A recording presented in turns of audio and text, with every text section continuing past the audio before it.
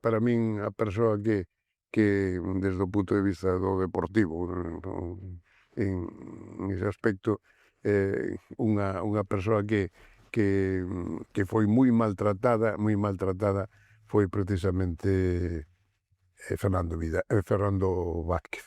Fernando Vázquez, o adestrador do Deportivo, foi o adestrador peor tratado de toda, digamos, de toda a historia que eu coñezco do Deportivo, e os méritos grandes que fixo, sí. Porque vostede di que foi o adestrador máis maltratado que houbo no Sí, partido. sí, sí. E que foi injusto.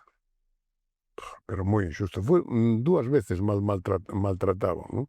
Dúas veces, porque unha vez o botaron fora, despois de ascender a primeira división, o ano que eu me fun na mitad da temporada, ascendeu el, con un equipo ademais todos de rapaces de canteira, o botaron por unhas declaracións, estaban buscando unha disculpa, encontraron unhas declaracións de un campamento de rapaces en Arzúa, unha chorrada, non?